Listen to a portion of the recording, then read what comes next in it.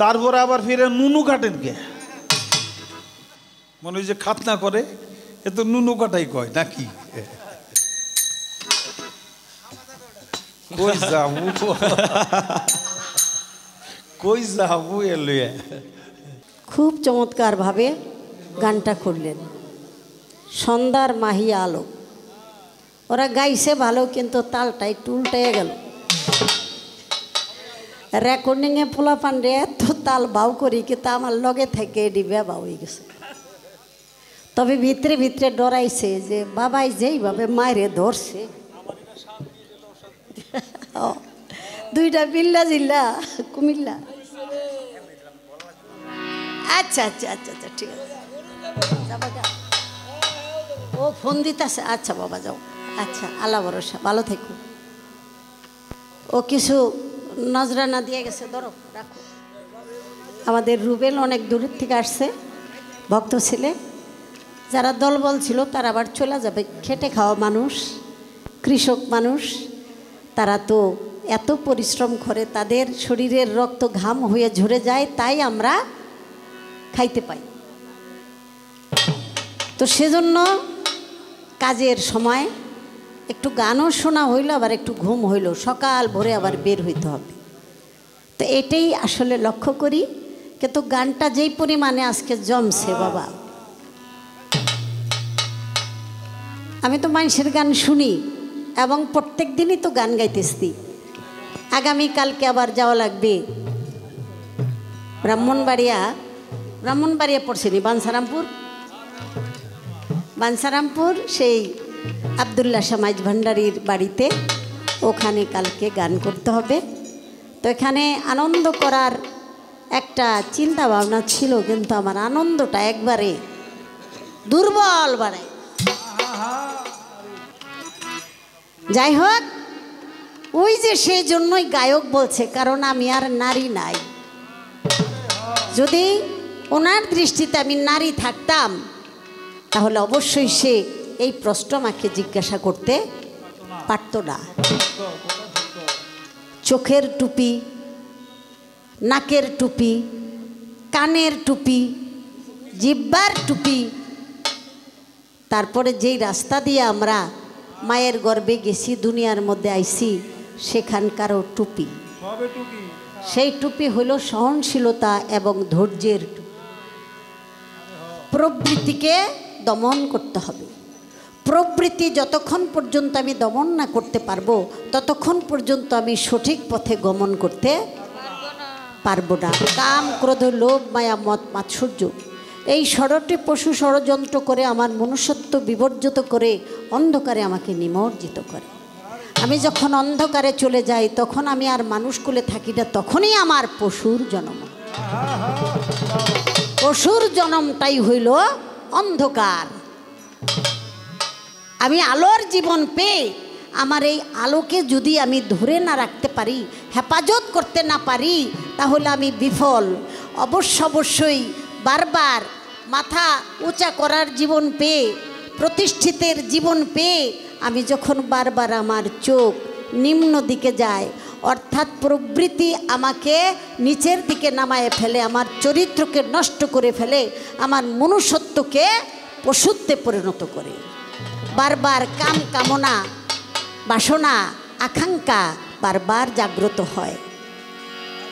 বারবার যদি সেটাই জাগ্রত হয়, আগামীতে আমাকে আর এই মাথা টান করার জীবন দেওয়া হবে না, আগামীতে আমার মাথা নিচুই হয়ে থাকবে।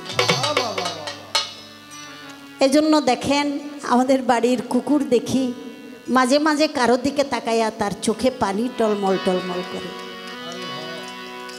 এই শীতের রাতে বাড়ির কুকুরটাকে একটু আরামে রাখি না, ঘরে জায়গা দেয় না, যেখানে মনে চায় সেখানে যাইয়া পইড়া থাকে। তাই জ্ঞানীরা বলে যে কুকুরটাকে তুমি দেখো, তোমার বাড়িতে থাকে, তুমি তাড়াইয়া দাও, আবার আসে, তবে এটা কোনো অন্য কেউ না, এটা যার বাড়ি সেই পাহারা দেয়। তুমি তাকে চিনো না, যেহেতু তাকে আসামির কাঠগড়ায় দাঁড় করানো হয়েছে, তার পোশাকটা চেঞ্জ করে দেওয়া হয়েছে। আগে ছিল মানুষের পোশাক, এখন তাকে সেই পোশাক খুলে নেওয়া হয়েছে, কারণ সেই মান হুঁশ, সে হুঁশের মান রাখতে পারে নাই। ইনসান সে ইনসাফ করে চলতে পারে নাই, নিজের বিচার নিজে করে চলতে পারে নাই। সে যত্রতত্র যেখানে সেখানে তার এই পোশাক, মানুষের পোশাক, পর্দার জীবনকে সে উন্মোচন করেছে। নিজের ইজ্জত একজনের দেখাইছে, আরেকজনের ইজ্জত দেখে সে আনন্দ পাইছে। কিন্তু বাবা, আপনি কিন্তু পশুর কুলে যাওয়ার ব্যবস্থা নিজেই করেছেন। আল্লাহ বলে, আমি তোমাকে আমার থেকে কিছু দেই না, তোমারটাই তোমারে দেই।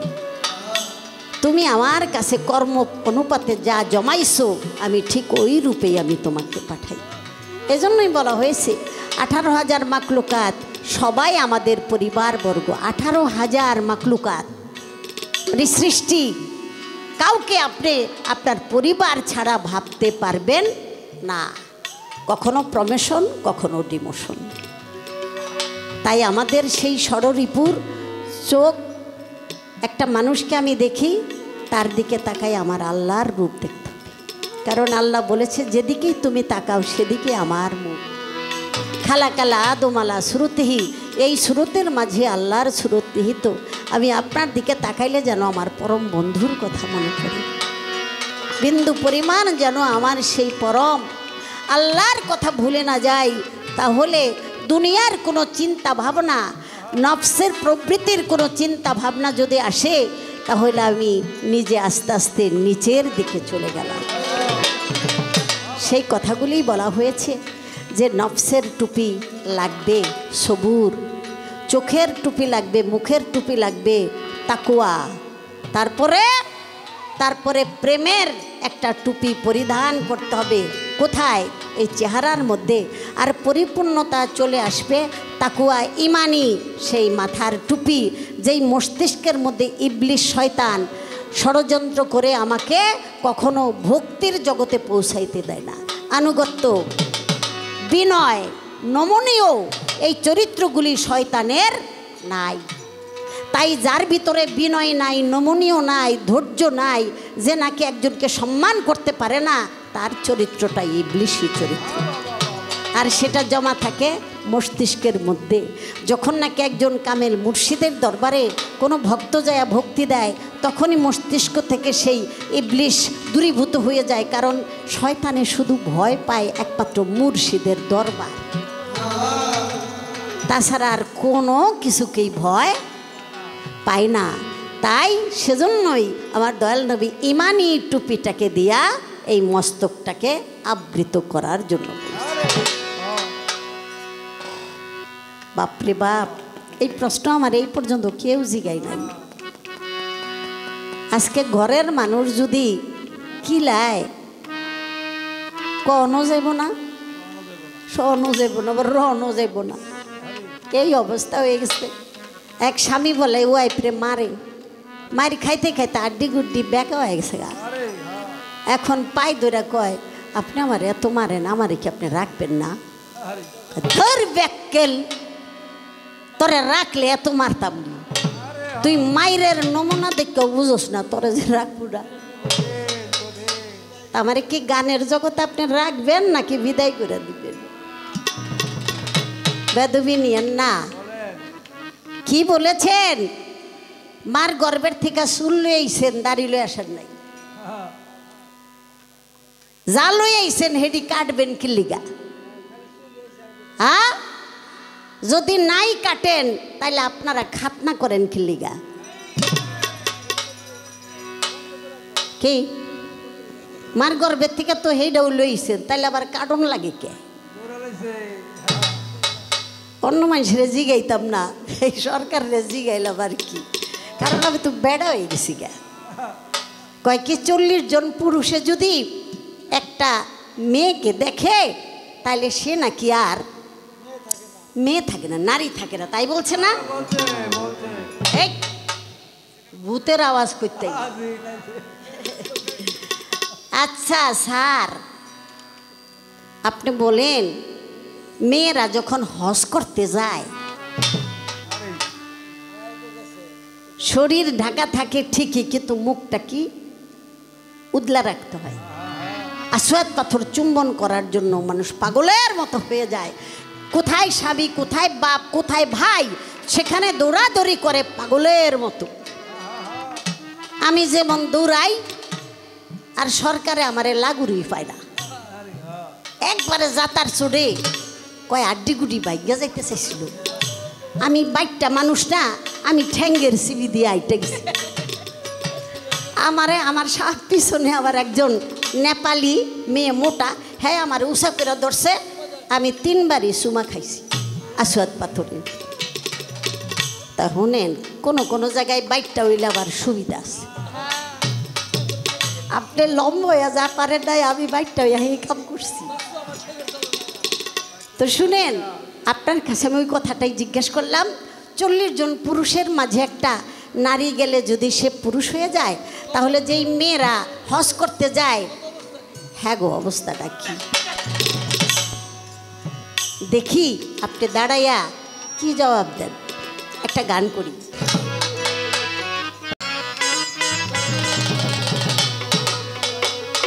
দয়াল নবী, মায়ার নবী গো, আপনি নবী আমার জীবনের জীবন। দয়াল নবী, মায়ার নবী গো, আপনি নবী আমার জীবনের জীবন। বাড়বে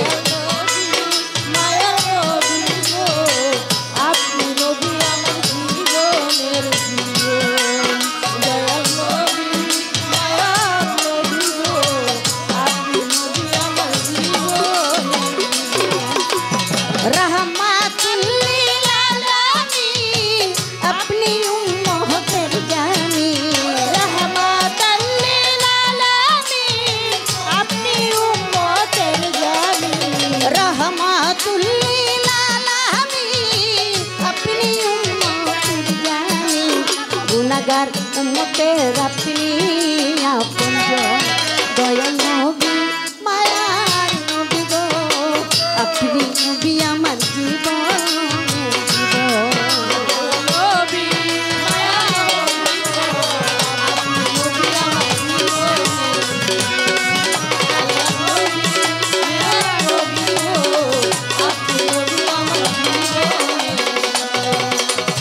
আপনি নবী আমার জীবন সাথী, অন্ধকার কবরের বাতি, আপনি নবী আমার নির্ধন।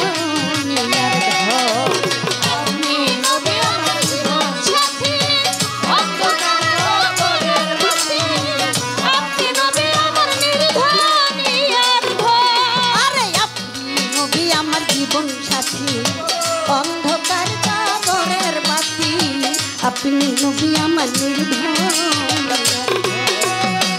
কবরে ও হাসরে কার করবেন পরোয়ারে, কবরে বিজানে মায়ের নবী, কবরে ও হাসরে তাই জান নবী আপনার দিবানিশি তাই করি দয়া নবী, মায়ার নবী গো, আপনি নবী আমার জীবন জীবন। মায়ার নবী গো, আপনি নবী আমার জীবন। আল্লাহ নবী, মায়ার নবী গো, আপনি নবী আমার জীবন। ভাগ্যবতী খাদিজা দেখে আপনার মাঝে যা শোকে দিল তার জীবন আর জীবন।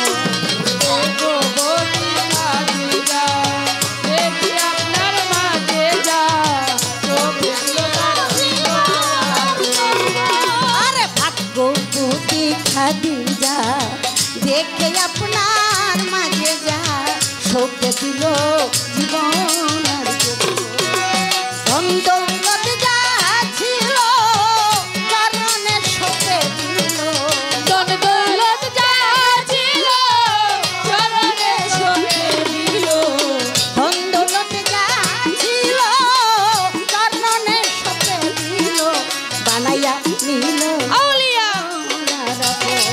দয়াল নবী, মায়ার নবী গো, আপনি নবী আমার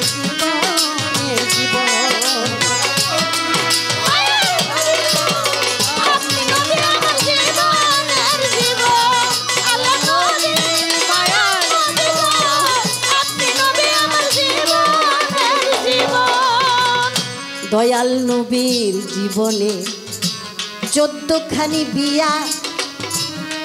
বিয়া করেছিলেন আমার নূর নবী আম্বিয়া। 14 জনের মধ্যে একজন সহধর্মী ছিল। সহধর্মীর নাম বিবি খাদিজা হইল। সে তো হয় সহধর্মিনী, যে স্বামীর সর্বাঙ্গীনভাবে সহযোগিতা করে। কোন সহধর্মিনী যদি স্বামীর সহযোগিতা না করে, সে কখনো প্রতিষ্ঠিত জায়গায় পৌঁছাইতে পারবে না। যদি সে পিছুটান থাকে, তাহলে কোনো স্বামী কখনো লাভবান হতে পারবে না। তাই আমার খাদিজাতুল কুবরা, তার গুণাবলী কি বলবো। যখন আমার দয়াল নবীর সাথে বিয়ে হয়, আমার খাদিজাতুল কুবরা সে ছিল আরবের ভিতরে, জাজিরাতুল আরবের সবচেয়ে ধনাঢ্য মহিলা, এত ধনী ছিল। তাই খাদিজাতুল কুবরার বাড়িতে আমার দয়াল নবী চাকরি করতেন। অবশ্যই আপনাদের জানা, চাকরি করতেন। মেষ চড়াইতেন দয়াল নবী খাদিজার বাড়িতে। সেই কথাটা বলবো রে আমি, বলবো এই সবাইকে। একদিনেতে হাই খাদিজা জানালা খুলিয়া, দূরের দিকে চাইয়া বাবা গেল অবাক হইয়া। দয়াল নবী যেখানেতে মেষ চড়াইতে ছিল, মেষগুলি একা একা হাইটা মেলা দিল। কোথা হইতে বাঘ আসিয়া মেষ চড়াইতে ছিল। দয়াল নবী গাছের নিচে একটু বিশ্রাম নিতেছিল। এমন সময় বিষধর এক সর্প আসিয়া আমার দয়াল নবীর গায়ে বাতাস দিচ্ছে যায়া। হেলে দুলে দিচ্ছে রে বাতাস আমার দয়াল নবীর গায়ে। তাই দেখি অবাক হইল বিবি খাদিজা। এক খণ্ড মেঘ আসিয়া দয়াল নবীর উপরে, রৌদ্রের তাপ হইতে তারে দিল আড়াল করে। তাই দেখিয়া হাই খাদিজা পাগল হইয়া গেল। ওরে আমার বাড়ি চাকরি দিছি কারে দিলাম ভালো, আমার জ্ঞানে না ধরিল।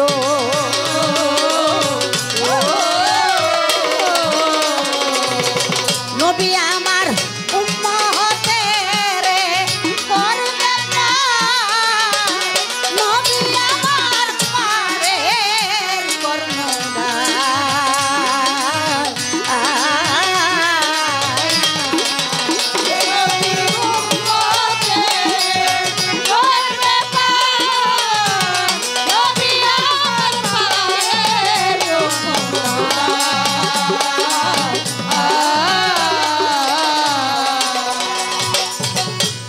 আমার খাদিজাতুল কুবরার একজন কৃতদাস ছিল। মায়া সারা নামটি তাহার কিতাবে লিখিল। তাহার কাছে প্রস্তাব পাঠায়, যাও জলদি করিয়া, দয়া করে যদি আমায় সে করে দিও, আমি তার চরণের দাসী হইয়া করব চরণ সেবা। তার চরণের দাসী হওয়ার ভাগ্যে আছে কেবাই, আমি করিব তার সেবা।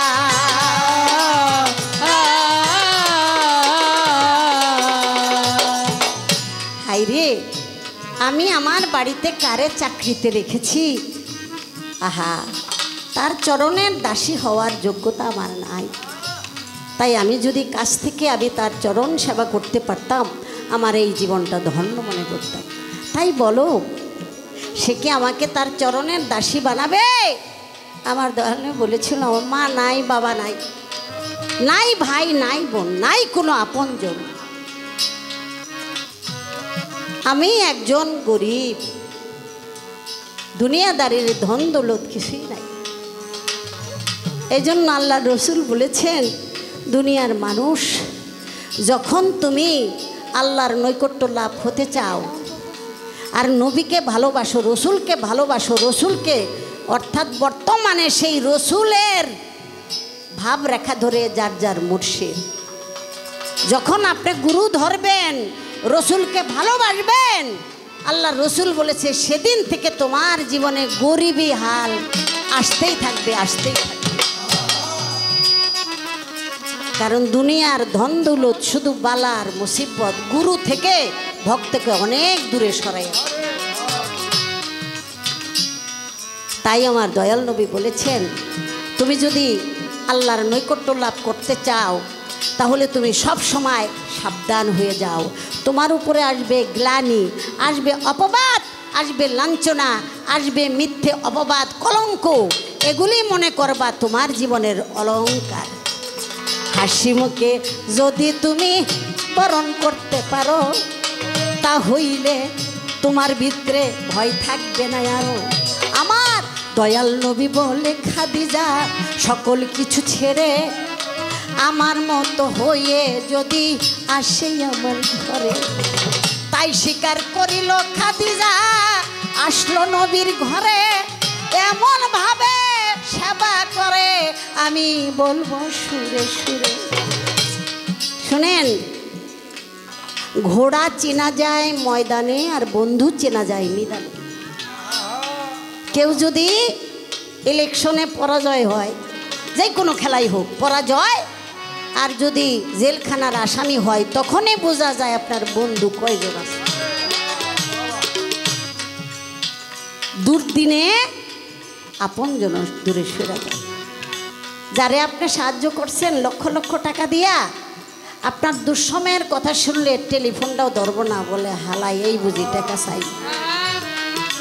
আপনি অ্যাক্সিডেন্ট হয়েছেন, আরেকজনে আইসা তুইলা ধরবো, কিন্তু সে আপনারে ধরবো না। তাহলে এমনই ভালোবাসা। সুসময় বন্ধুর অভাব হয় না, তেউলা মাথায় সবতেই তেল দেয়। সময় সুযোগ পোশাক ভালো থাকলে সবাই নমস্কার নমস্কার। আর মারপেটের ভাই যদি গরিব হয়ে যায়, অর্থ সংকট হয়, আপন ভাই পাঁচতলা দালান ফেরাও তাকায় না। এটাই হলো হিসাব টিকাস।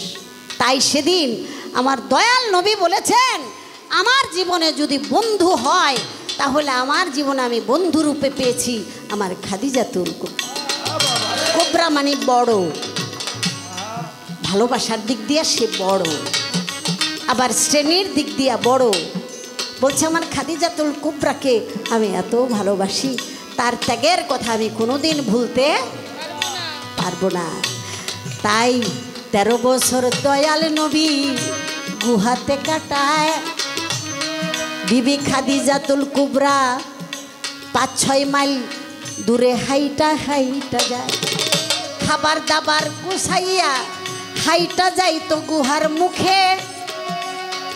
অনুনয় বিনয় করে বলিতেন নবীকে। জুড়ে বলতেন না, ডাকতেন না, শুধু বলতেন, ইয়া রাসূলুল্লাহ খাবার রেখে গেলাম, যখন মনে চায় খাবেন। চলে যেত।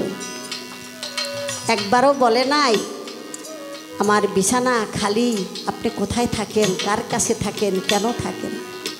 কারণ কেন এবং না এই দুটি শব্দ পুরুষ পছন্দ করে না। এটা বাস্তবের কথা বললাম। কেন এবং না। কোনো স্ত্রী সে যদি স্বামীর মনের মতো হতে চায়, সে যেন এই দুটি শব্দ কখনো না বলে। কেন? আমি অমুক জায়গায় যাবো, কিছু টাকা লাগবে। কেন? আমার টাকা আমারে দিবি, তুই কেন কর কি? আসে কিন্তু একটা ভিতরে, হ্যাঁ চলো আজকে একটু বেড়াইতে যাই, এতদিন নাও নাই, আজকে আমি যাবো না। সবচেয়ে বাজে ব্যবহার, এটা করা যাবে না। সে আমার স্বামী, আমি তার চরণের দাসী। যখন খুশি সে আমাকে নেবে, যখন খুশি সে নেবে না, এটা তার এখতিয়ারের উপরে নির্ভর। মা বাবার বাড়িতে ধন দৌলত অভাব ছিল না, তারপরও তো স্বামী ছাড়া আমি থাকতে পারি নাই, চলতে পারি নাই। স্বামী স্ত্রী সেটা হলো একটা স্বর্গীয় প্রেম, ভালোবাসা। জীবনে বাড়ি গাড়ি টাকা পয়সা অনেক কিছু থাকে, কিন্তু যার নাকি স্বামী নাই, অন্ধকার কবরে চলে গেছে, তার মুখখানে এই যে মলিন, তার চোখ ভরা সবসময় পানি থাকে। এত কিছু আছে, এতজন আছে, কিন্তু সেই মুখখান আমি দেখি না। তাই আমার দয়াল নবী বলেছেন, শোনো শোনো খাদিজা গো, তোমার প্রতি খুশি, তাই তো আমি তোমার প্রতি খুশি হইয়া গেছি। খাদিজা কয়, ভয় পাই অন্ধকার কবরে, আমি একা একা কেমনে থাকবো আপনাকে ছেড়ে গো, আপনাকে ছেড়ে। নবী বলে, একা কেন, আমি থাকবো সাথে।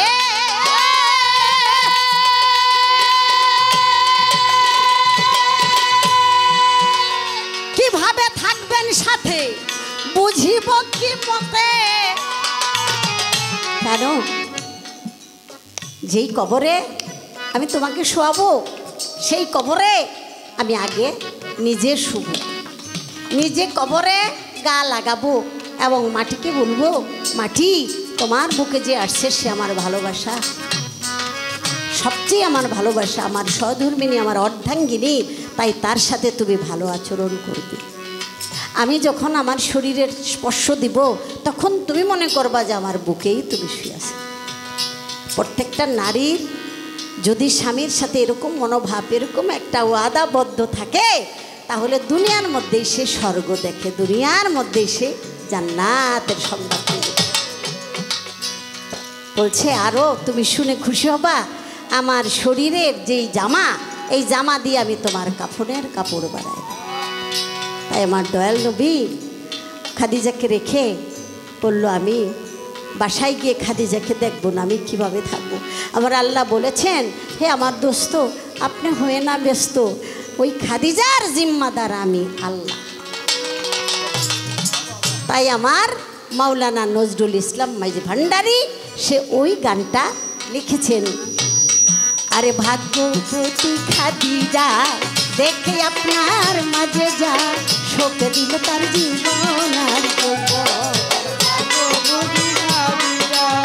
দেখে আপনার মাঝে যা, শোকে দিল তার ধন দৌলত যা ছিল চরণে শোকে দিল, ধন দৌলত যা ছিল চরণে শোকে দিল, ধন দৌলত যা ছিল চরণে শোকে দিল, বানাইয়া দিল তার মায়ার নবী গো, আপনি নবী আমার জীবন।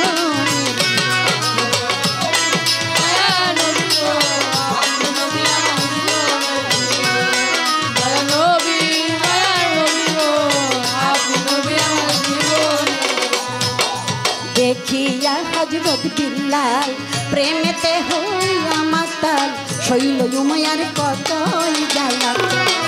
দেখিয়া হযরত বিল্লাল প্রেমেতে হইয়া মাতাল, শৈল উমায়ার কত জ্বালা।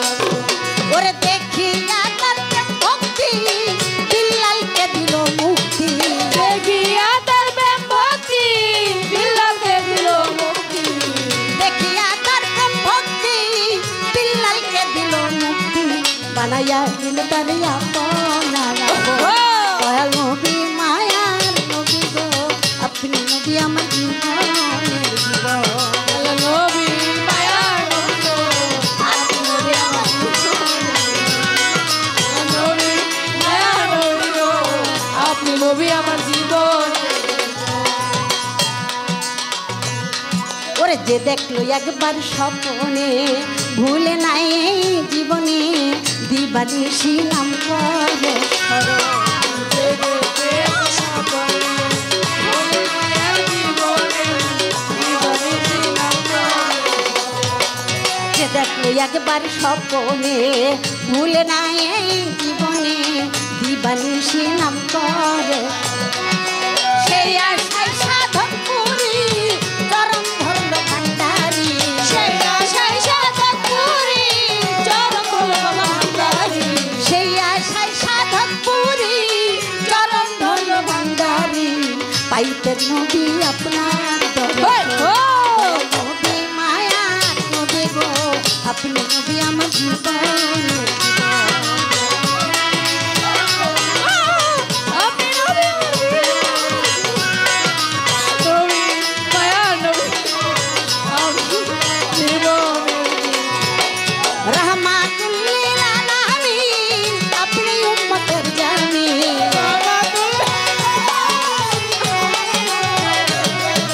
রহমাতুল লিল আলামিন আপনি উম্মতের জামিন। আপনি আমার জীবনের জীবন। দয়াল নবী মায়ার নবী আপনি নবী আমার জীবনের জীবন। আপনি নবী আমার জীবনের জীবন। আপনি নবী আমার জীবনের জীবন। আপনি নবী আমার জীবনের জীবন। আপনি নবী আমার জীবনের জীবন। আসরটা যেই গরম কইরা গেছে, আমরা বিচ্ছেদের সময় ঢোলক আর আড়বাসি উঠাইয়া দিই। সে একটা আধ্যাত্মিক গানের মধ্যে দিল রঞ্জিতরে উঠাইয়া। এটা একটা শত্রুতা আর কি।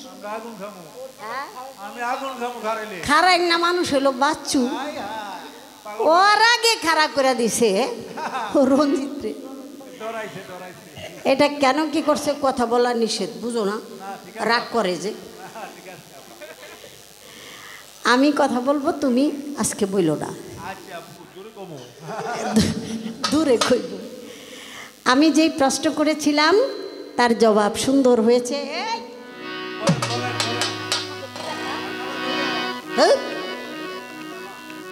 পোতা পান না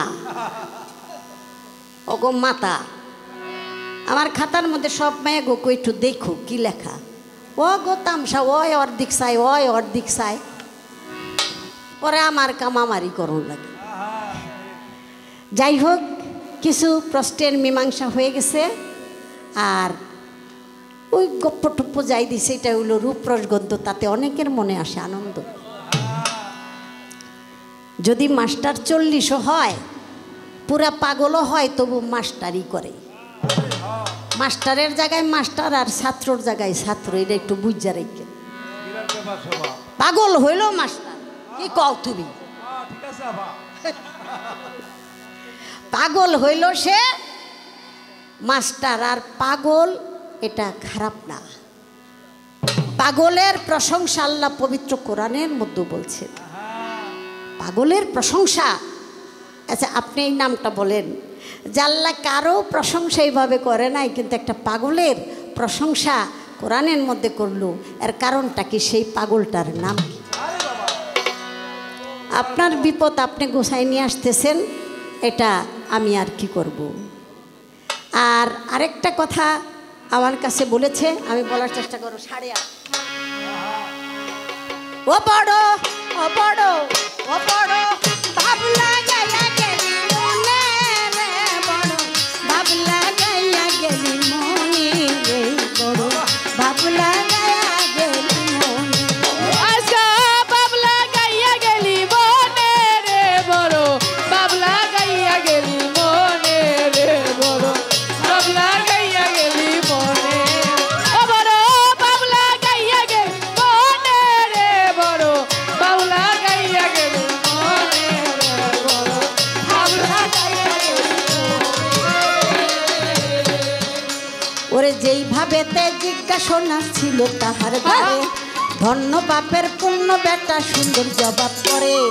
আমার কাছে জিজ্ঞাসনা ছিল তাহার যা, যতটুকু সম্ভব আমি বলে গেলাম তা।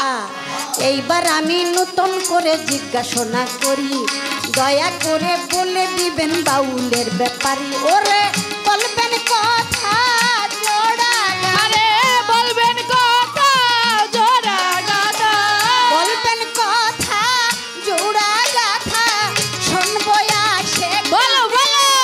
বড় ভাবলা গাইয়া গেলি মনি রে, বড় ভাবলা গাইয়া গেলি মনি। ও বড় ভাবলা গাইয়া গেলি মনি রে, বড় ভাবলা গাইয়া গেলি মনি রে, বড় ভাবলা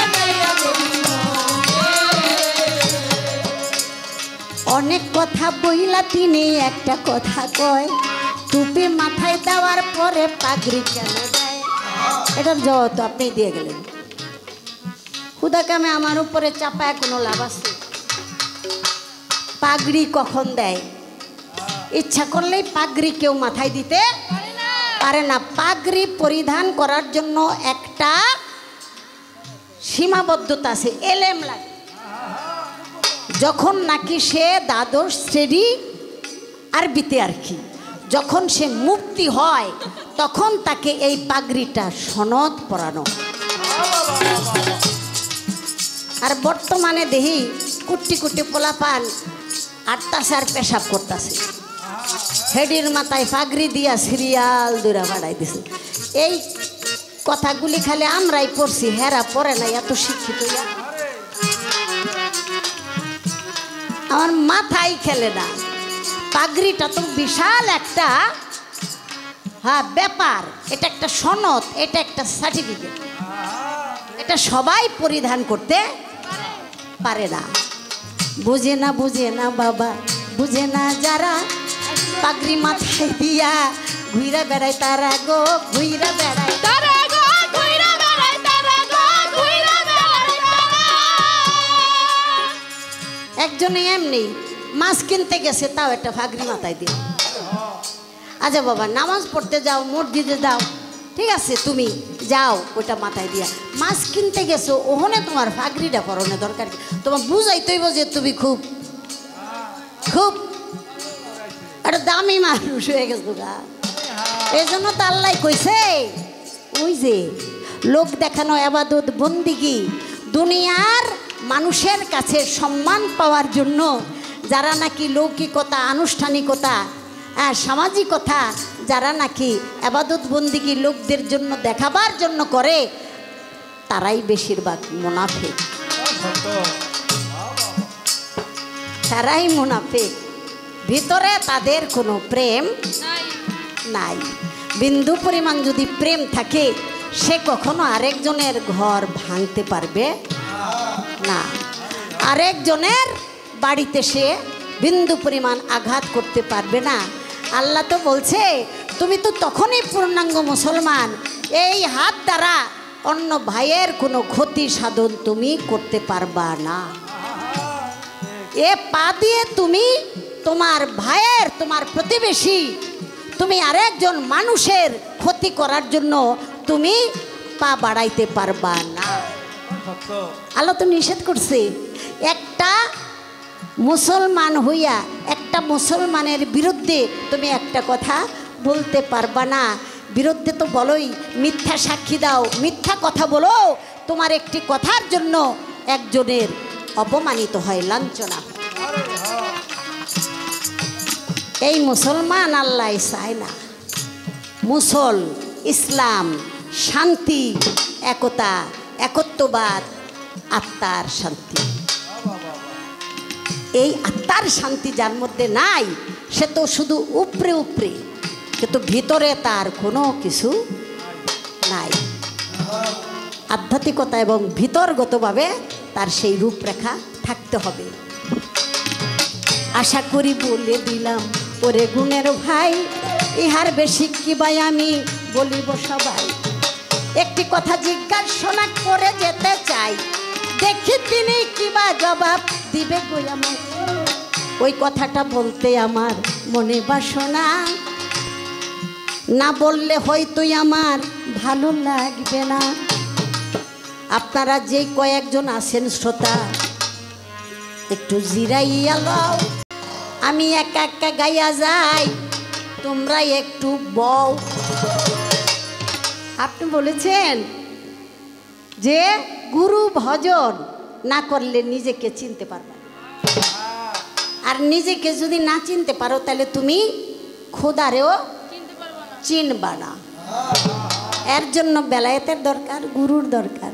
আচ্ছা সরকার, আপনারা জিগাই, আমার গাউসুল আজম গাউস পাক হজরত বড় পীর আব্দুল কাদের জিলানী রাহমাতুল্লাহ আলাইহি, যিনি নাকি রুহানি জগৎ থেকে আল্লাহর ওলি, দয়াল নবী তার নাম রেখেছেন মালেকুর রাকাব। বোরাকে সোয়ার হওয়ার সময় দয়াল নবী যে পাথরে ভর করে সোয়ার হয়েছিল সেই পাথরকে রাসূল জিজ্ঞেস করলো, তুমি কে, কান্না করো কেন? বলেছিল, আমি নগণ্য এক রুহু, আমি নগণ্য এক রুহু। একটু আগে আমার কাছে আপনার পদযুগল ছিল, এখন আমাকে ফেলে চলে যাচ্ছেন, তাই আমার বিচ্ছে, তাই আমি কান্না করি। আমার দয়াল নবী বলেছিলেন, আজ মিলন রজনীতে বিশ্বের সৃষ্টির আকাঙ্ক্ষা পূরণ করার জন্য আমি যাচ্ছি, তাই তুমি নগণ্য, আজকে তুমি হয়ে গেলা ধন্য। আমার পদে স্পর্শের জন্য আমি তোমাকে দোয়া করব। নবুয়তের সমাপ্তির পর্বে আসবে বেলায়েতের যুগ, তুমি হবে বেলায়েতের সর্দার। আমার পা পড়েছে তোমার স্কন্ধে, আর জগৎ সংসারে যত অলিয়া উলিয়া সকলের স্কন্ধে তোমার পা থাকবে। সেখান থেকে দয়াল নবী বর দিয়াছিল, বড় পীর সেই হইতে আমার বড় পীর হলো গো, বড় পীর হলো গো, বড় পীর হলো গো, বড় পীর হলো। ওরে মায়ের গর্ভে 18 পারা কোরআন মুখস্থ করিয়া আসছিল না, 18 পারা। এটা দুনিয়ারও ধরতে পারেন, আবার আধ্যাত্মিকও ধরতে পারেন। মায়ের 4, বাবার 4, খোদার দেওয়া 10, 18 মোকামে প্রভু খেলছে মহারস। 18,000 মাকলুকাত, 18,000 মাকলুকাতের জ্ঞান নিয়ে আমার বড় পীর আব্দুল কাদের জিলানী রহমতুল্লাহ আলাইহি দুনিয়ার মধ্যে পদার্পণ। আমার জানার দরকার সেই গাউস পাক কেন বায়াত হয়েছে। সেই গাউস পাক কি খোদারে চিনার জন্য নাকি নিজেরে চিনার জন্য? খোদারে চিনার বাকি কি, নিজেরে চিনার বাকি কি? শিশু অবস্থায় এক রমণী 19 মেয়ে, আবার গর্ভবতী স্বামী বলছিল, আবার যদি মেয়ে হয় তোমাকে তালাক দেব। তাই দুধ কলা নিয়ে গেছিল আবু সালে মুসা জঙ্গি, গাউস পাকের আব্বা যান। দুধ কলা খাওয়ার পরে বলল, বাজান দেখেন তোমার পেটের মধ্যে কি আছে? কয় তোমার পেটে মাইয়া আছে। তো বাজান মেয়েটার একটু পোলা বানাই দাও জানা, কারণ আমার তো 19টা মেয়ে হয়েছে, এবার যদি মেয়ে হয় আমার তো স্বামী ছাইরা দিব, বুড়া কাল আমি কই যাবো কন? কদর যা দে অনেক রেহাই দিছে, আমি আবার করতে দিব। চলে আসতেছে কাঁদতে কাঁদতে। তাই গাউস পাক ছোট বলে যে কী হয়েছে? ওই এই কাহিনী হয়েছে, বড় আশা নিয়ে আসছিলাম দুধ কলা নিয়ে, দুধ কলা খাইয়া চাইয়া দেখে আমার পেটের মধ্যে মাইয়া, আমি বিফল হয়ে যাইতেছে। আমি আশা করছিলাম আমার মায়াটা পোলা বানায়। তাই ছোট মানুষ আইসা বলে, বাবা আপনি আগে বুঝা খাইলেন না, মেয়েটা কিল্লি গাইছে আগে যাই না লইবা। খাটাখাটনি না কইরা যে বেতন খায়, হ্যাঁ তো সুবিধা না। আপনি যে তার দুধ কলা খাইলেন, কেলেগা খাইলেন? উনি তো নিয়ত করে আইছে গর্বের মাইয়া থাকলে আপনি পোলা বানাইয়া দিবেন। পোলা বানাইয়া দেন আর নাইলে দুধ কলা দেন। কয় খাইয়া তো ভালাইছি, অন্যগুলি দেই, কয় না যেটা খাইছেন হেরিয়ে দিবেন।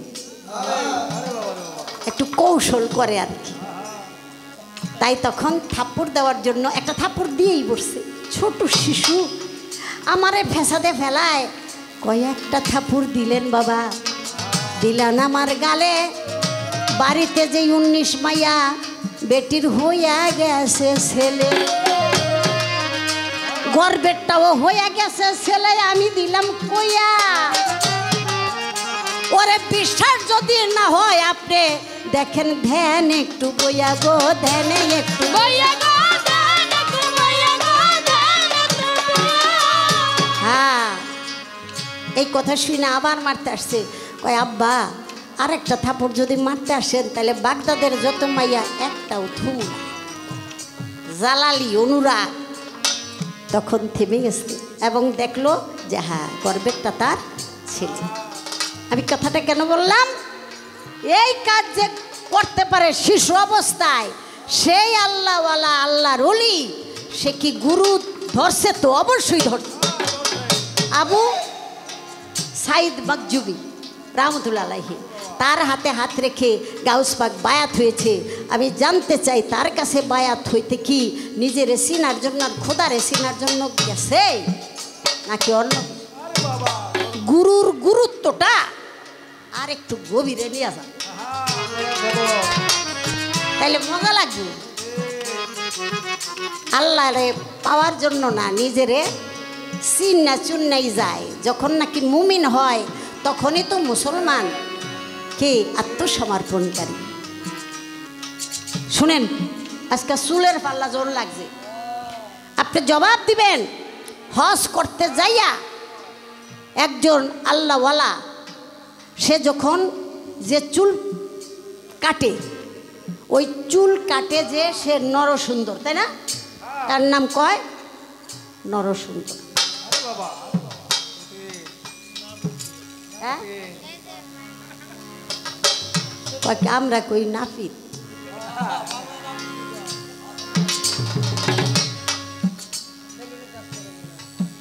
আসলে নাপিত কন এটা আর কইন না, নরসুন্দর কইবে।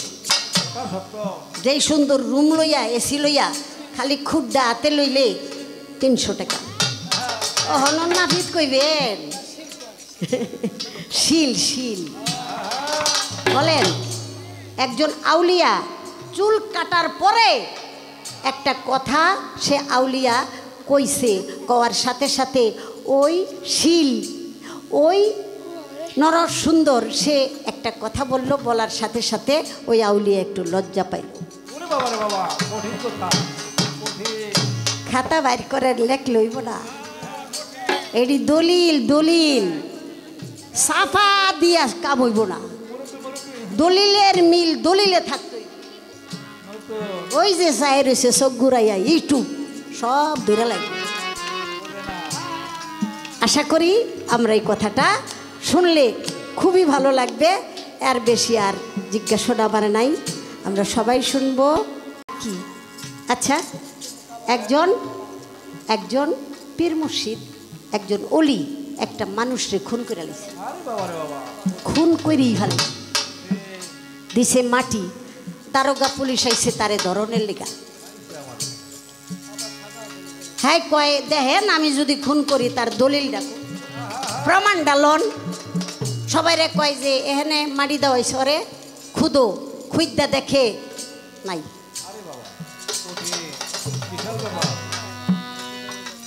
কিন্তু নাই কইলে হইব না, কিছু আছে। নাই কইলে হবে না, কিন্তু কিছু আছে। যারা উপস্থিত ছিল সবাই তখন তার কাছে মাপ চাইয়া সবাই মুড়ি হয়ে গেল। নগদের খবর সব পড়ছি আর নোট করছি আর ভরছি। আজকে আপনারে ধরছি, সারা দুনিয়া আমার বয়াতি কয়, আপনি যদি না কন তাহলে আমার 2 পয়সারও দাম নাই। এই জন্য আমি আপনার কাছে কথাটা রাখলাম। ওরে দেখি তিনি কেমন করে, দেখি তিনি কেমন করে, দেখবো বর্তমানে রে বড় ভাবলা গায়া গেল মনে রে, বড় ভাবলা গায়া গেল বাবলা গাইয়া গেলি মনে রে, বড় বাবলা গাইয়া গেলি মনে রে, বাবলা গাইয়া ও বড় ভাবলা গায়া গেলি মনে রে, বড় ভাবলা গায়া গেলি মনে রে, বড় ভাবলা গায়া গেলি মনে রে, বড় ভাবলা গায়া গেলি মনে।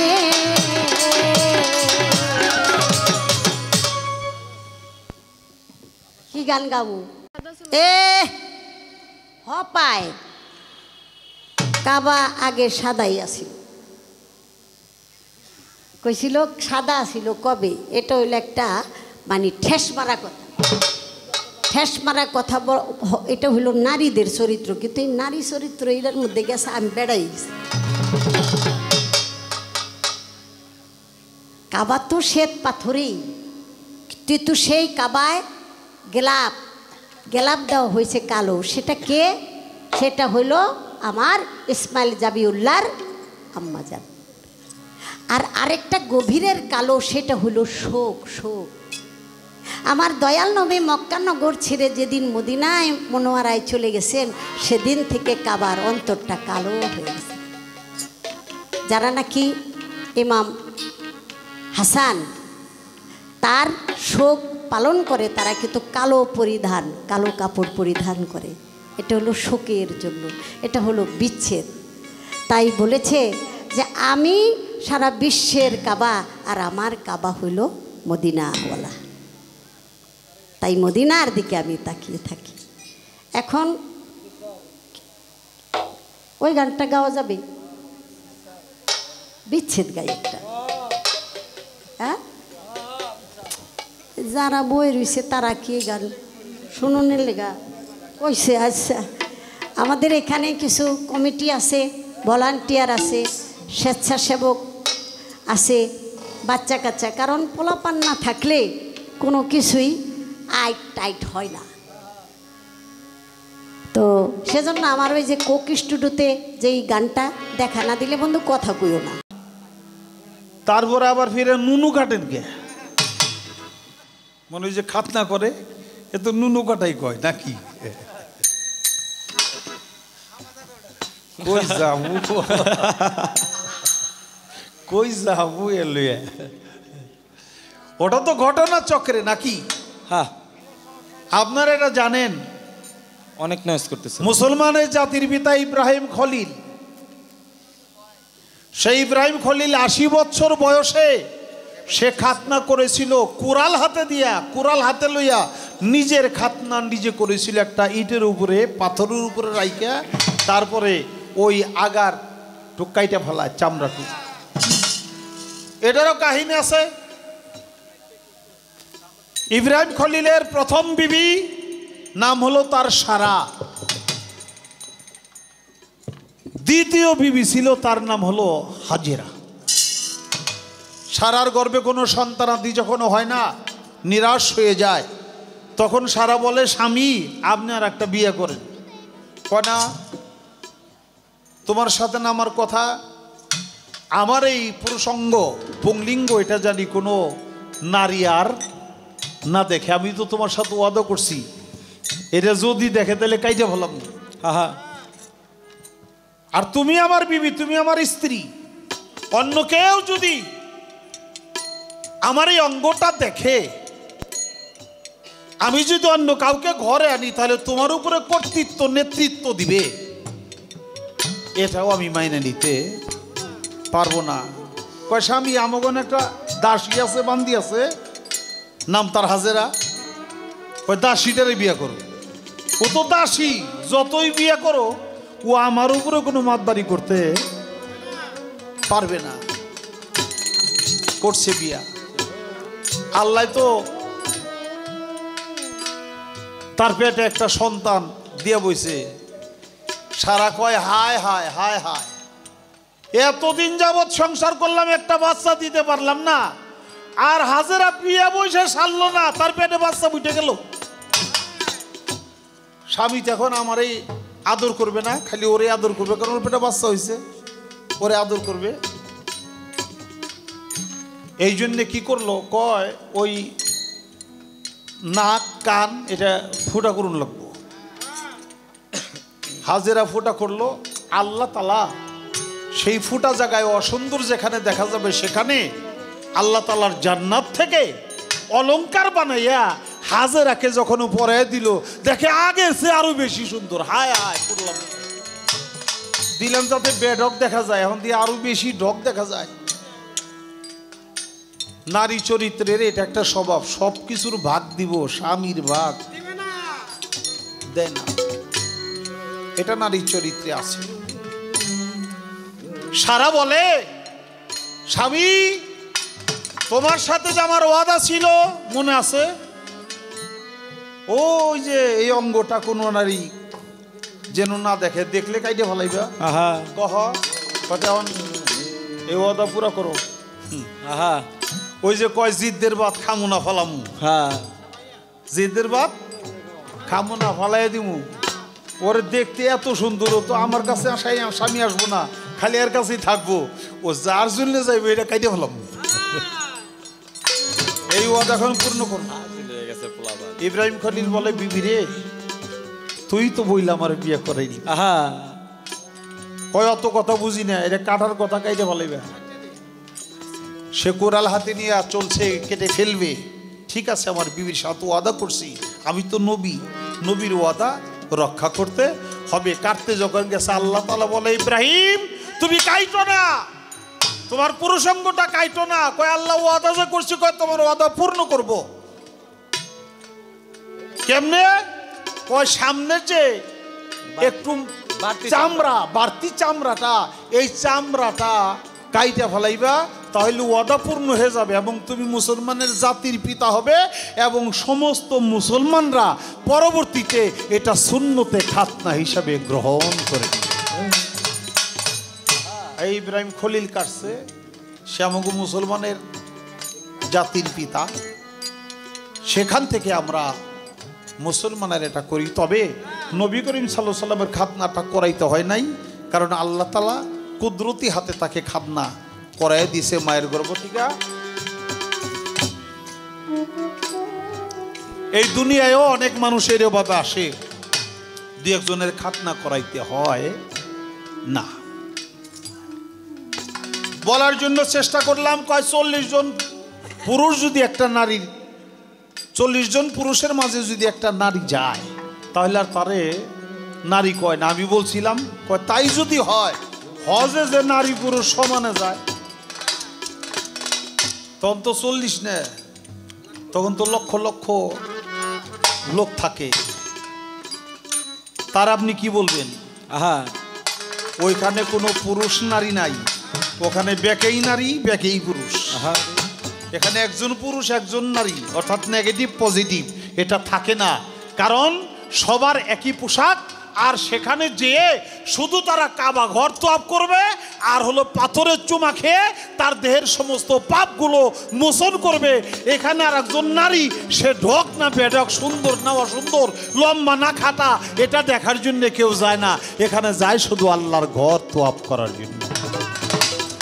ওখানে পুরুষের কোনো কাম চরিত্র থাকে না, নারীরও কোনো কাম চরিত্র থাকে না। এই জন্য ওই জায়গার বিষয়টা ভিন্ন।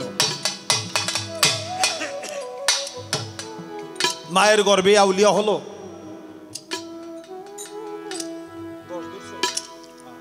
মায়ের গর্ভে আউলিয়া হয়ে আসলো হযরত বরপীর আব্দুল কাদের জিলানী। ঘটনা তো আপনারা শুনলেনই। আমার দয়াল নবীর কদম মুবারক ওই রুহানির কাঁধে ছিল, এই জন্য বর দিছিল বরের থেকে বড় পীর। সেখানে একটা নামও দিছিল মালিকুর রাকাব, স্কন্দ দেশের অধিকারী। বড় পীর সেই থেকে রসুলের দোয়ায় বড় পীর হলো।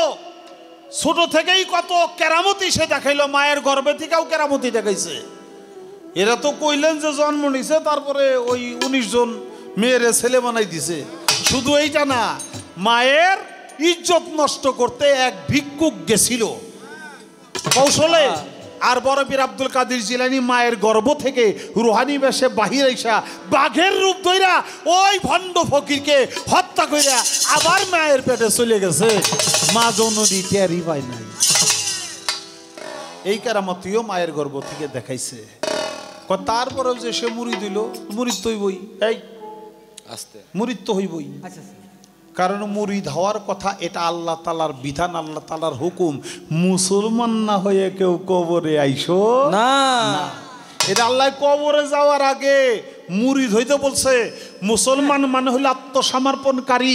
মুরিদের আর এক নাম মুসলমান। যে ব্যক্তি মুরিদ হয় না সে ব্যক্তি মুসলমানই হয় না। সে ব্যক্তি ওই বেমুরিদ অবস্থায় কবরে যাওয়া আল্লাহ তাআলার নিষেধ। এই জন্য বড় বীর মুড়ি দিছে গেল একটা জবাব। আর একটা হইল গুরুর গুরুত্ব বাড়ানোর জন্য মুড়ি দিছে। হ্যাঁ, মায়ের গর্ভ থেকে 18 পারা কোরআন মুখস্থ কইরা তারপর ভূমিষ্ঠ হইছে, তাও সে মুরিদ হইল। তার পীরের নাম হযরত আবু সাইদ মাকজুমি রহমতুল্লিল আলাইহি। আর আমাগো দেশের কিছু কিছু ব্যাকেলারা কয় মা আছে বাবা আছে মুরিদ লাগবো কে? বড় পীরের মা বাবা ছিল না, তারপরেও সে মুড়ি দিছে। মায়ের গর্ভ থেকে 18 পারা কোরআন মুখস্থ করে ভূমিষ্ঠ হইছে। মায়ের গর্ভ থেকে বলি, তারপরও সে মুড়ি দিছে। বড় পীর মুড়ি দিয়ে কইছে, গাদার দলেরা, আমার মতো ব্যক্তিও মুড়ি দইলাম, তোরা কেউ বেমুড়িদে থাকিস না। না, আল্লাহ তো কোরআনে কইয়ে দিছে, যে মুসলমান নহে কবরে আইসো না। এবং আল্লাহ তাআলা তার পবিত্র কোরআনে বলছে ফালান্তাজেদাল্লাহু ওলিয়া মুর্শিদা, যার অন্তরে মোহর মারা হয়ে গেছে সে কোনোদিন অলি পর্যায়ের মুর্শিদ খুঁজে পাবে না। তাই যে ব্যক্তি বেমুরিদা সেটারও গজবী অন্তর, আর যে ব্যক্তি মুরিদ হয়েছে সে হইল রহমত প্রাপ্ত অন্তর। কালির লেখায় আলেম হয় না, গাইবি এলেমে যাহার নাই। ওরে বাবা গাইবি এলেমে যাহার নাই। নূর কালি মাথা কালির কালিতে কুরআন লেখা, যে পাইছে মুর্শিদের দেখা তার কোনো এলেম বাকি নাই। কালির লেখায় আলেম হয় না, গাইবি এলেম যাহার নাই। বাবা গাইবি এলেম যাহার নাই।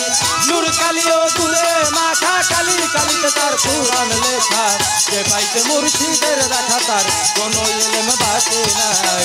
কালির লেখায় আলেম হয় না, কালির লেখায় আলেম হয় না। মুর্শিদের তাওয়াজ্জা লইয়া নিগুম ঘরে বসো যাইয়া। মুর্শিদের তাওয়াজ্জা লইয়া নিগুম ঘরে বসো যাইয়া। মুর্শিদের তাওয়াজ্জা লইয়া নিগুম ঘরে বসো যাইয়া। কলব যাবে জারি হইয়া, কলব যাবে জারি হইয়া, তোমার কলব যাবে জারি হইয়া। সামনে দেখবা আলেকে সাই।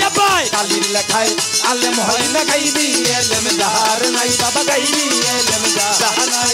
নূর কালিও তুলে মাথা কালির কালিতে ওই কোরআন লেখা, যে পাইছে মুর্শিদের দেখা তার কোনো এলেম বাকি নাই। কালির লেখায় আলেম হয় না, কালির লেখায় আলেম হয় না।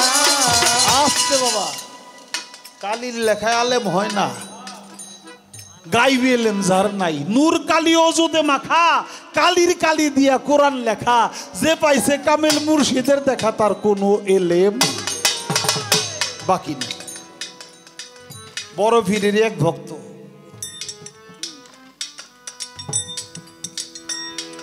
সে হাদিস পড়ছে, খুব হাদিস পড়তে পড়তে হাদিস হেফজ করতে করতে করতে করতে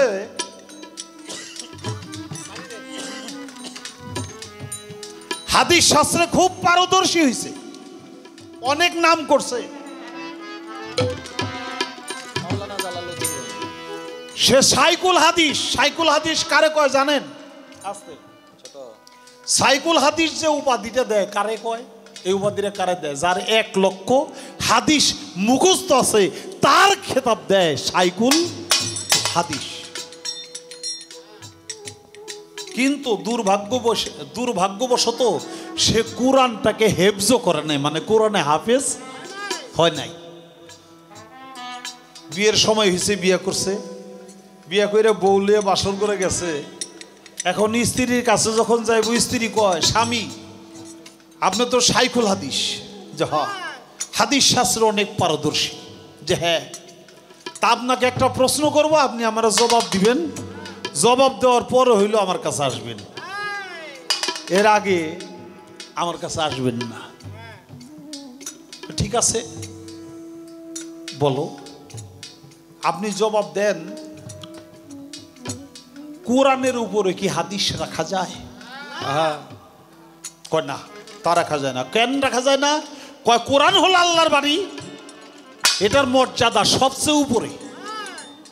হাদিস হলো নবীর বাণী, এই জন্যে এটার মর্যাদা কম। হাদিসের উপরে কোরআন রাখা যায়, কিন্তু কোরআনের উপরে হাদিস রাখা যায় না, যায় না। তো বিবি কয় স্বামী বেদবি মাফ করেন, আপনি কি কোরআনে হাফেজ? কয় না। তা আমি তো কোরআনে হাফেজ, আমি কোরআনটাকে হেফজ করেছি, আমি কোরআনে হাফেজ হয়েছি। আমার এই সিনার ভিতরে, আমার এই ব্রেনের ভিতরে এই 30 পারা কোরআনটা এটা জমা আছে। আমি কোরআন হয়ে গেছি না? কহ তা আপনি তো কোরআনে হাফেজ না, আপনি যদি আমার উপরে আসেন শোন, এটা কি ঠিক হবে না বেঠিক হবে? স্বামী চোখের পানি ছেড়ে দিল, হায় হায় সত্যিই তো আমি সাইকুল হাদিস হয়েছি, কিন্তু কোরআনে হাফেজ হইতে পারি নাই। এখন আমি কি করব? সে দরে বড় পীর আব্দুল কাদের জিলানীর কাছে গেছে, যে ভক্তি দিয়ে পড়ছে, বাবা আমার উপায় কি হবে, আমি তো কোরআনে হাফেজ না, আমার বিবির এই প্রশ্ন, আমি কি করব। বড় পীর আব্দুল কাদের জিলানী তারে টান দিয়ে বুকে নিয়ে বলল, রাব্বি জিদনি ইলমা, যা তুই কোরআনে হাফেজ হয়ে গেছাস, আমার সিনার সাথে চাপ লাগা তুইও কোরআনে হাফেজ হয়ে গেছাস, এখন কোরআন তোর বিবিরে যে বল কোরআনের উপরে কোরআন রাখা কোনো নিষেধ আছে কিনা। কোরআনে হাফেজ হয়ে গেছে, বাড়িতে গেছে, বিবিকে ডাক দিছে, কয় আমি না বললাম কোরআনের উপরে হাদিস রাখা যায় না, কয় কোরআনের উপরে কোরআন রাখা যায় তো, বড় পীরের উছিলায় আমি এখন কোরআনে হাফেজ হয়ে গেছি, বড় পীর আমার কোরআনের হাফেজ বানাই দিছে, কোরআনের উপরে কোরআন রাখতে কোনো নিষেধ নাই, তাড়াতাড়ি আসো আমরা দুজনে আনন্দের বাসর গর্ব। তাই কালির লেখায় আলেম হয় না, গাইবি এলেম যাহার নাই, নূর কালিও যদি মাখা, কালি কালি দিয়া কোরআন লেখা, যে পাইছে কামেল মুর্শিদের দেখা, তার কোনো এলেম বাকি নাই। খুশিদের দম কায়েম করো, ফাটা ফিচ্ছাইয়ে করো, খুশিদের দম কায়েম করো, ফানা পিছায়ে করো, খুশিদের দম কায়েম করো বাবা, ফানা ফিচ্ছাইয়ে করো, যদি ফানা হইতে পারো, যদি ফানা হইতে পারো, যদি ফানা হইতে পারো, তোমার আর ভাবনা নাই। ওই আব্বা কালির লেখায় আলেম হয় না গাইবি এলেম যাহার নাই বাবা, গাইবি এলেম যাহার নাই, নূর কালিও জুড়ে মাথা, কালির কালিতে ওই কোরআন লেখা, যে পাইছে মুর্শিদের দেখা, তার কোনো এলেম বাকি নাই। কালির লেখায় আলেম হয় না, কালির লেখায় আলেম হয় না। বাজান কই মোর কথা ধরো, মরণের আগে মরো, রশিদ কই মোর কথা ধরো, মরণের আগে মরো, আমার বাজান কই মোর কথা ধরো, মরণের আগে মরো, ভাবের মোরা সাইদা মরো, ভাবের মোরা বাবের মোরা সাইদের মরো, মইলে বান্দার উপায় নাই। কালির লেখায় আলেম হয় না গাইবি এলেম যাহার নাই, গাইবি এলেম যাহার নাই। নূর কালিও জুড়ে মাথা, কালির কালিতে ওই কোরআন লেখা, যে পাইছে মুর্শিদের দেখা, তার কোনো এলেম বাকি নাই। কালির লেখায় আলেম হয় না, কালির লেখায় আলেম হয় না। বাংলার জমিনে সর্বপ্রথম আল্লাহু আকবার বলে আজান দিছে কে, নামটা জানেন? হযরত শাহজালাল ইয়েমেনি রহমাতুল্লিল আলাইহ। তার জন্মস্থান হলো ইয়েমেন। আসছে বাংলার জমিনে ৩৬০ জন আউলিয়া নিয়া রাজা গোবিন্দের সাথে যুদ্ধ হয়, সেখানে আজান দেয় সর্বপ্রথম, এই হলো আজান। সেই শাহজালাল ইয়েমেনি রহমতুল্লিল আলাইহ সুরমা নদী পাড়ি দিছিল যায় নামাজ বিছাইয়া, কারণ নৌকা টোকা সব বন্ধ করে দিয়েছিল যাতে এই দিকে আসতে না পারে। নামাজ পড়ার যে যায় নামাজটা পাড়ির উপরে বিছাই দিয়া সে পাড়ি দিয়া ৩৬০ জন আউলিয়া নিয়া সুরমা নদী পাড়ি দিয়ে আসছিল। সেই শাহজালালের একজন পীর আছে, তার পীরের নাম হলো, তার পীর হলো তার আপন মামা হযরত সৈয়দ আহমদ কবির ইয়েমেনি রহমতুল্লিল আলাইহ। এটা ভারতবর্ষের অন্তর্ভুক্ত ছিল, বাংলাদেশও। এই ভারতবর্ষে কোনো নবী রাসূল আসে নাই। হযরত খাজা মঈনুদ্দিন চিশতি রহমতুল্লিল আলাইহ তিনি ভারতবর্ষে এসে ৯৯ লক্ষ লোকরে মুসলমান বানাইছে। জোরে জোরে বলি সুবহানাল্লাহ। সুবহানাল্লাহ। রসুল বানাইছে ১,২৪,০০০, আর খাজা বাবা মুসলমান বানাইছে ৯৯ লক্ষ। দেখেন, সেই খাজা বাবার একজন পীর আছে, তার পীরের নাম হযরত খাজা ওসমান হারুনি। হযরত খাজা ওসমান হারুনি রহমতুল্লিল আলাইহ আলাইহ। আচ্ছা, আমাদের মাযহাবের নাম কি? হানাফি মাযহাব। হানাফি মাযহাব। 4 ইমামের 4 মাযহাব, 4 ইমামের পীর আছে। আমাদের হানাফি মাযহাবের যিনি পীর আবু হানিফা ইমাম, তার নাম হযরত আবু হানিফা রহমতুল্লিল আলাইহ। আবু হানিফা রহমতুল্লিল আলাইহর শর্ট নাম হলো নোমান।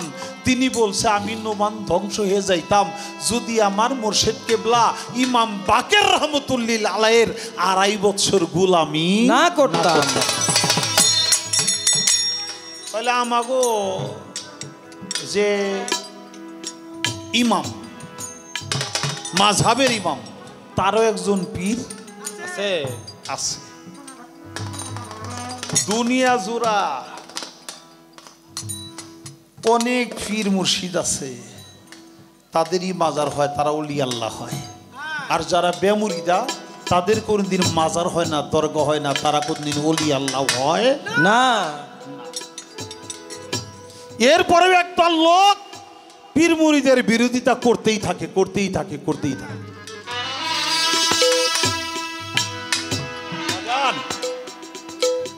কি বলবো, আমার দয়াল নবী গেছে মেরাজে।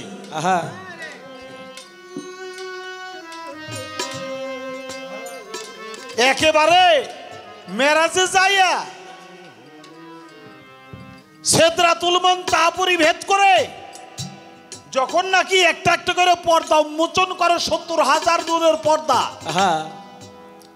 আমার আল্লাহ তাআলা বলে, দোস্ত তুমি আর পর্দা উন্মোচন করো না, আমি তোমার সাথে দেখা করব না। আমার রাসূল দিছে কান্দে, কোন কি আল্লাহ এত দূর দূরান্ত এনে দাওয়াত করে এনে আপনি আমার সাথে দেখা করবেন না? কেন আমার অপরাধটা কি? আল্লাহ বলল, তুমি বেমুরিদা, আমি কোনো বেমুরিদের সাথে দেখা করি না। দেখেন, আমার নবী বলল, আল্লাহ তুমি যদি আমার দুনিয়ায় থাকতে বলতে, তাহলে আমি কারো কাছে না কারো কাছে মুরিদ হয়ে তারপর আসতাম। তুমি তো আমার দুনিয়া থেকে বলো না আমি কার কাছে মুরিদ হব। আল্লাহ বলে, দোস্ত দুনিয়াতে এমন কাউকে সৃষ্টি করি নাই আপনাকে মুরিদ করার যোগ্যতা রাখে। আহারে, আমি এমন কাউকে সৃষ্টি করিনি, এই জন্য দুনিয়ায় এই সংবাদ আপনারে শোনাই নেই। কত এখন যে শোনাইতেছেন, আমি এখন মুরিদ হুকুম কার কাছে? আমি তো আপনার দেখা চাই। আমার আল্লাহ বলে, চক্ষু বন্ধ করেন। চক্ষু বন্ধ করে ডাইন হাতটা বাড়ান। ডাইন হাত বাড়াইছে, বাম হাতটা একা একা যে লাগছে, কয় আপনার ডাইন হাতের সাথে যে হাতটা লাগছে ওই হাতের উপরে আপনি মুরিদ হন। আমার দয়াল নবী ওই হাতের উপরে মুরিদ হয়ে চক্ষু খোলার হুকুম করলো। চক্ষু খুললো, চাইয়ে দেখে নবী নিজে তার ডাইন হাত দিয়া বাম হাত ধইরা নিজের কাছেই নিজে মুরিদ হয়ে গেছে।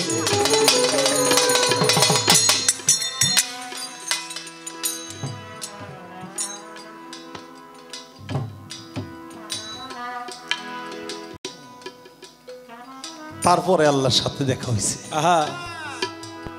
বেমুরিদার সাথে কোনোদিন দেখা হবে না। আল্লাহ তাআলা এটাই বলছে, মান কানা ফি হাজ্জিহি ওয়া মা ফাহুয়া ফিল আখিরাতে। এই দুনিয়ায় চোখ থাকতে যে বান্দারা আমি আল্লাহকে দেখলো না, ওই বান্দা হাসরের মাঠেও কানা হইয়া উঠবে।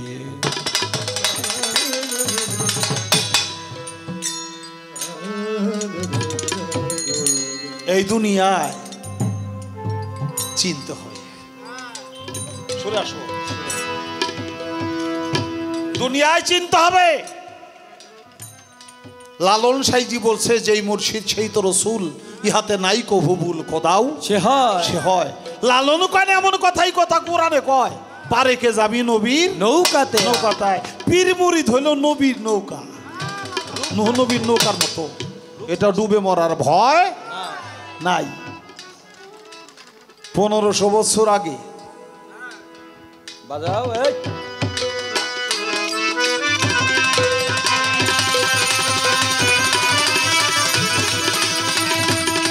1500 বছর আগে দয়াল নবী এই জাগতিক দুনিয়া ছেড়ে চলে গেছে। তাকে জীবনে দেখেন নাই, সে সামনে এসে দাঁড়াইলে আপনি চিনবেন? চিনবেন না। কবরে গেলে মাত্র 3টা প্রশ্ন করবে নাকি? মার রব্বুকা ওয়া মান দিনুকা মার হাজার রাজুলু মা মান নাবিয়াকা। আপনার জবাব দ্বিতীয়বার রাব্বি আল্লাহ, আল্লাহ আমার রব, আনা দিনিল ইসলাম, ধর্ম আমার ইসলাম। নবীকে হাজির নাজির করে জিজ্ঞাসা করবে মান নাবিয়াকা, একে চেনো কি না, দেখেছি না, শনাক্ত করে জবাব দিন লাগবো হুয়ার রাসূলুল্লাহ, উনি আমার রাসূল। যারে কোনোদিন দেখেন নাই, 1500 বছর আগের কাহিনী, এ ছবি সামনে এলে আপনি চিনতে পারবেন? চেনা যাবে না। তাই দুনিয়ায় থাকতে রসুল চিনেন, রসুল নির্বাচিত করেন, যেই মুর্শিদ সেই তো রসুল। রসুল। আল্লাহ তাআলা কোরআন মজিদে বলেছে ইন্নাল্লাযিনা ইউবাইউনাকা ইন্নামা ইউবাইউনাল্লাহ ইয়াদুল্লাহি ফাওকা আইদিহিম। সূরা ফাতির 10 নং আয়াত। হে রাসূল, আপনি বলে দিন, যারা আপনার হাতে হাত রেখে বায়াত গ্রহণ করছে, ওই হাত আপনার না, ওই হাতের উপর আমি আল্লাহর হাত রয়েছে, অতএব তারা আমি আল্লাহর হাতেই বায়াত হয়েছে। এখান থেকে শনাক্ত করতে হবে। এই জন্য সাধক তার গানে বলে, গেলে কবরে জিজ্ঞাসা করবে মন কি নকিরে, কার দিনেতে ছিলা বান্দা আল্লাহ কইছো কাহারে, কার দিনেতে ছিলা বান্দা আল্লাহ কইছো কাহারে। আরে কার দিনেতে ছিলা বান্দা আল্লাহ কইছো কাহারে, জিজ্ঞাসা করবে মন কি নকিরে, গেলে কবরে জিজ্ঞাসা করবে মন কি নকিরে, কার দিনেতে ছিলা বান্দা আল্লাহ কইছো কাহারে, কার দিনেতে ছিলা বান্দা আল্লাহ কইছো কাহারে, জিজ্ঞাসা করবে মনকির নকিরে, গেলে কবরে জিজ্ঞাসা করবে মনকির নকিরে। সত্য জবাব দিলে পরে কিছুই নাহি হবে তার, মিথ্যা জবাব করলে পরে মাথাতে মারবে পয়জার। সত্য জবাব দিলে পরে কিছুই না হইবে তার, মিথ্যা জবাব দিলে পরে মাথাতে মারবে পয়জার। সত্য জবাব করলে পরে কিছুই নাহি হবে তার, মিথ্যা জবাব করলে পরে মাথাতে মারবে পয়জার।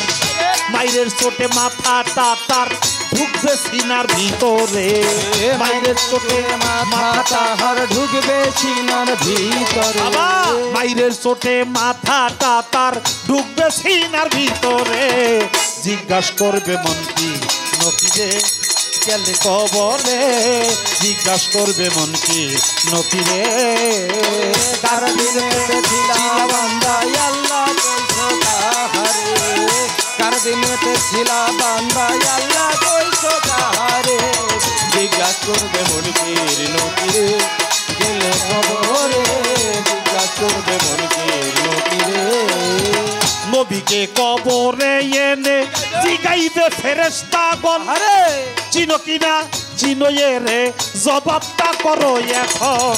নবীকে কবরে এনে জিগাইবে ফেরেশতাগণ, চিনো কিনা চিনো রে জবাবটা করো অন্তরে না থাকিলে গুরু ভজন চিনবে না সে নবীরে, না থাকিলে গুরু ভজন চিনবে না সে নবী, অন্তরে না থাকিলে গুরু ভজন চিনবে না সে নবীরে, জিজ্ঞাসা করবে মন কি নকিরে, গেলে কবরে জিজ্ঞাসা করবে মন কি নকিরে, ওরে কার দিনেতে ছিলা বান্দা আল্লাহ কইছো কাহারে, কার দিনেতে ছিলা বান্দা আল্লাহ কইছো কাহারে, জিজ্ঞাসা করবে মনকির নকিরে, গেলে কবরে জিজ্ঞাসা করবে মনকির নকিরে। কবরে আসিবে নবী মুর্শিদ রূপ কইরা ধারণ, ভক্ত যারা দেখেই বলবে এ তো আমার গুরু ধন। কবরে আসিবে নবী মুর্শিদ রূপ কইরা ধারণ,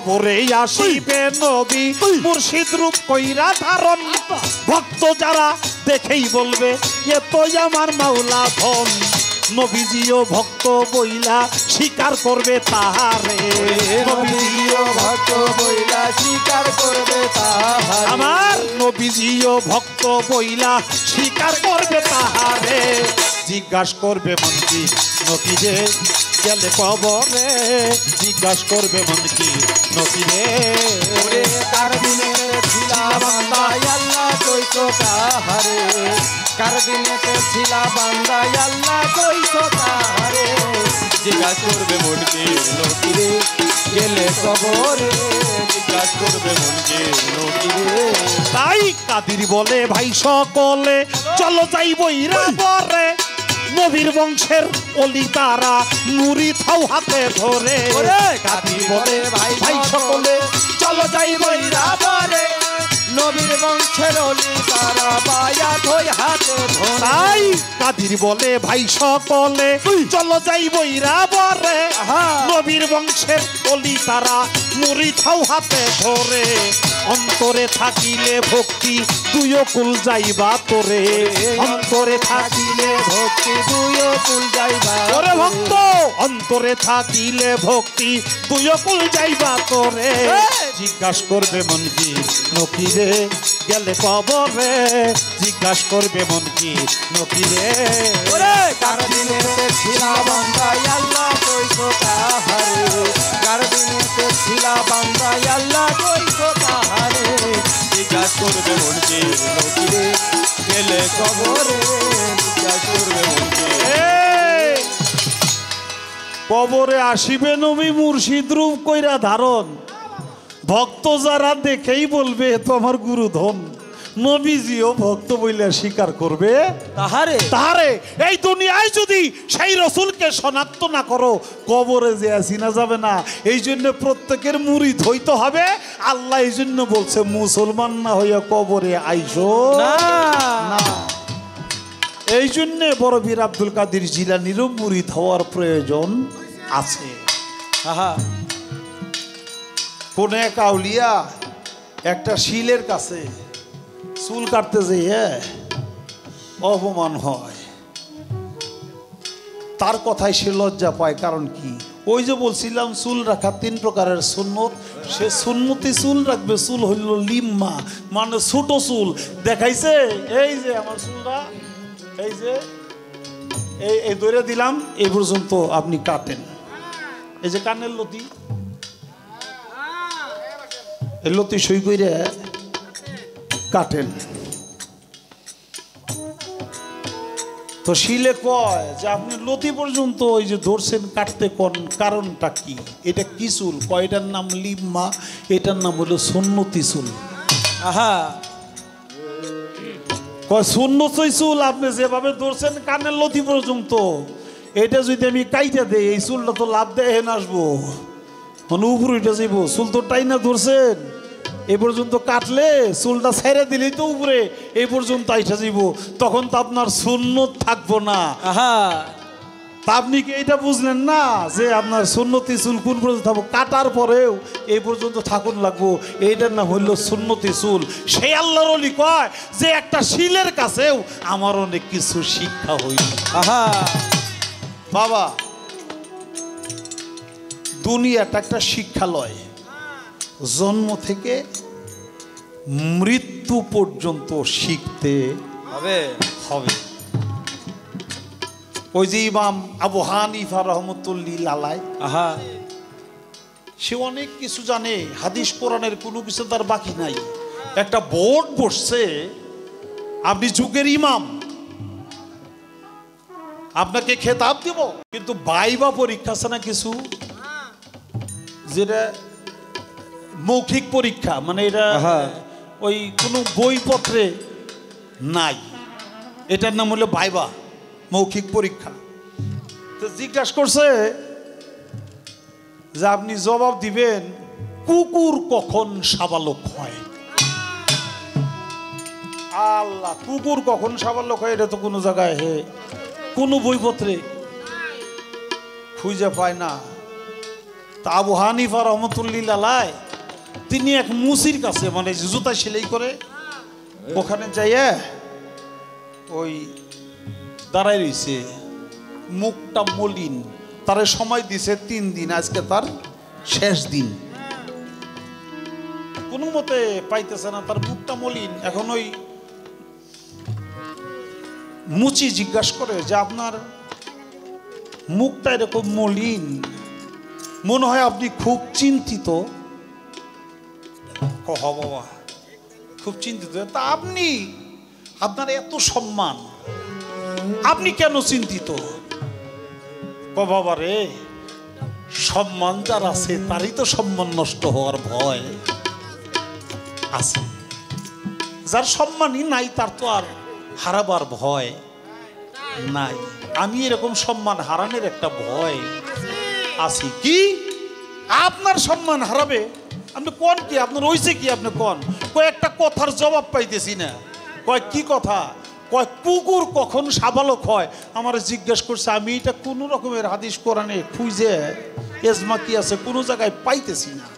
হ্যাঁ, ওই মুসি দিছে হাইসে, মুসি হাইসে দিয়ে কয় আহা, এইটা আপনি কইতে পারলেন না? আপনি এত কিছু জানেন, এই জিনিসটা জানেন না? কয় না বাবা আমি জানি না। আপনি কি জানেন? কহা, আরে কুকুর এলো যখন এক পা উঁচা করে মুতে, এক ঠ্যাং উঁচা করে যখন দেখি পেশাব করবো তখন বুঝবেন যে কুকুর সাবালক হয়েছে।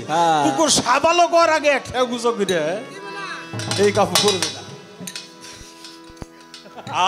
একবারে হাইসে দিছে, হাইসে দিয়ে দৌড়ে তাড়াতাড়ি যাই, তাড়াতাড়ি যাই বলছে যে হ্যাঁ আমি জবাব পাইছি। জবাব হইলে এটা, কুকুর তখন সাবালক হয় যখন তার এক ঠ্যাং উঁচা করে পেশাব।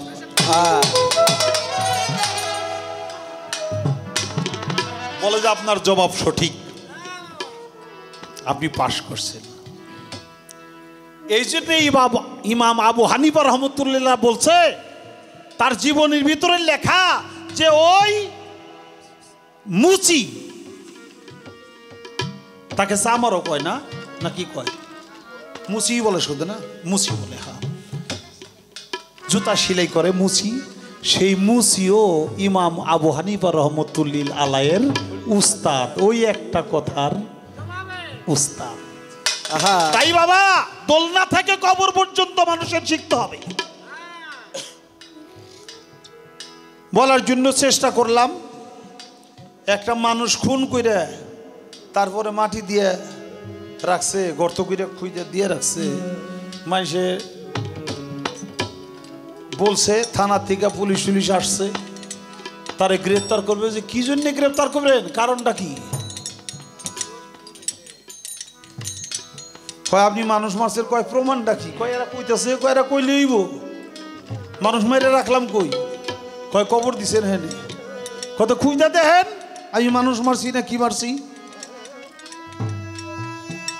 অবশেষ কবর খোঁড়া হয়েছে, কবর ঘুরে দেখে একটা জানোয়ার সেখানে শুয়ে রয়েছে, কোনো মানুষ নাই। আল্লাহর ওই বলি বলছিল যে ও কোনো মানুষ না, আমি কোনো মানুষকে হত্যা করি নাই, ও হইল জ্যান্ত মানুষ রূপে একটা জানোয়ার। তাই আমি পুঁতে রাখছি এই জানোয়ারকে, যেন দুনিয়ার মানুষগুলো জানোয়ার থেকে মুক্তি পায়।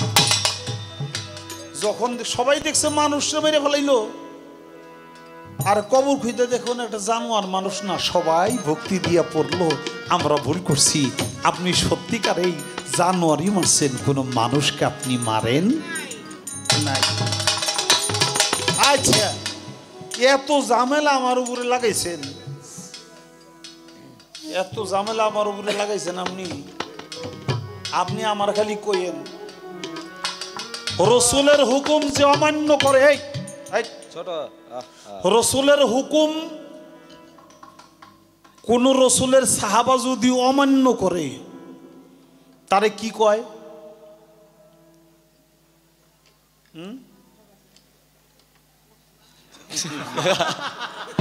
তারে মিথ্যাবাদী কয় না।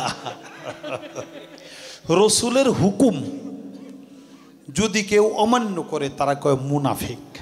হ্যাঁ যে ব্যক্তি রসুলের কাছে মুরিদ হয় নাই, রসুলের দিনকে স্বীকার করে নাই, তারে বলে কাফের।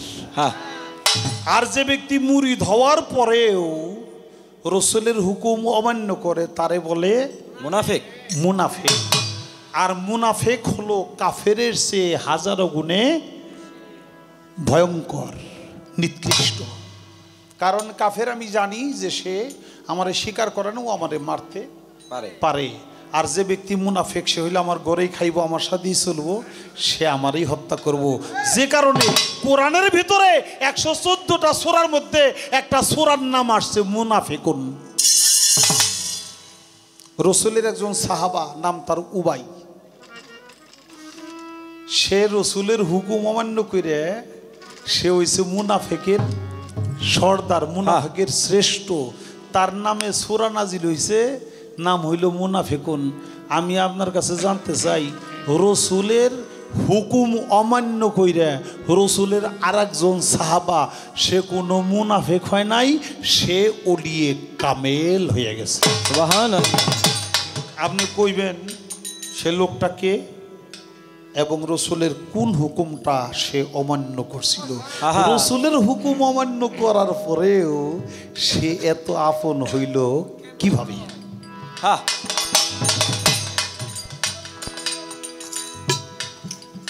ওরে তুমি দেখা দাও না, কথা কও না, হাসি বিচার অভাগী অভাগিনী শনে রে। ওরে তুমি দেখা দাও না, কথা কহু না রে দয়াল ভাগী ইনি শনে রে।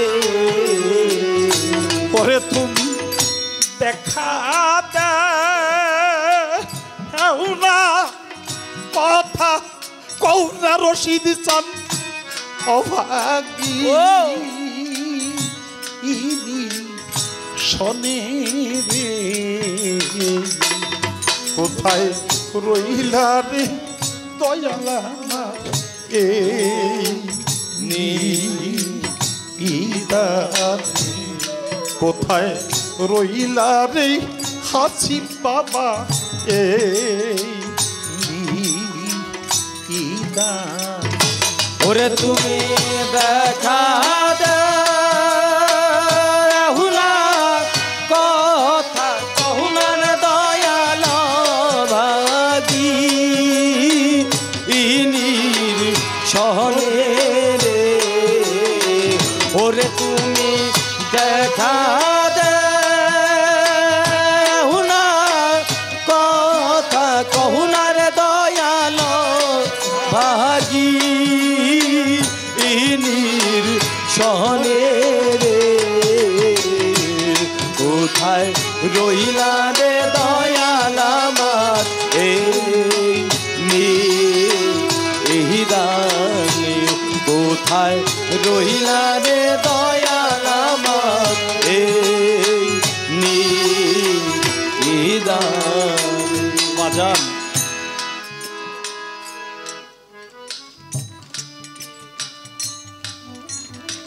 কৃষকের ঘরে, গরিবের ঘরে জন্ম, দুনিয়ার কোনো যোগ্যতা নাই, লেখাপড়াও করতে পারি নাই। আমার রশিদ বাবা বাড়ির থেকে তুলে নিয়ে সে আমারে কটা গান শিখায় বয়তি বানাই দিল। আরে সারা বিশ্বের মানুষ কম বেশি চিনে, এটা আমার রশিদ বাবার গুণ।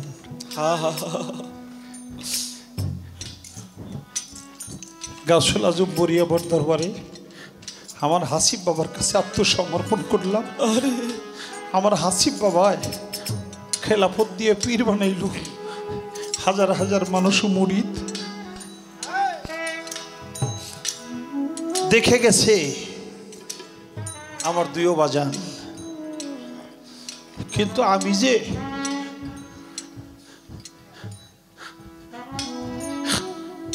আমার মনুল দিয়ে খেলাফত দিলাম,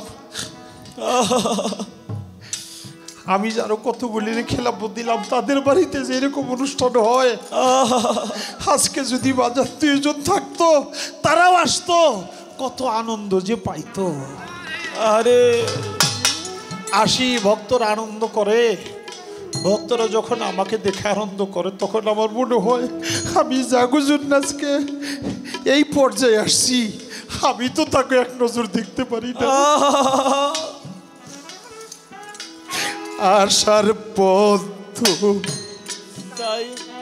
চাইয়া রে চাইয়া রশিদ বাবা আয়ু বেলা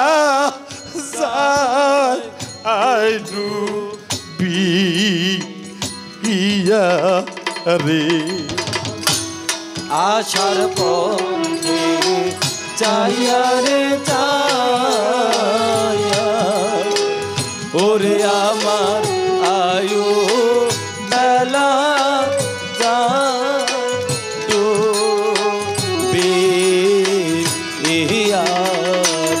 আশার পথ চাইয়া রে চাইয়া বাজার আমার আয়ু বেলা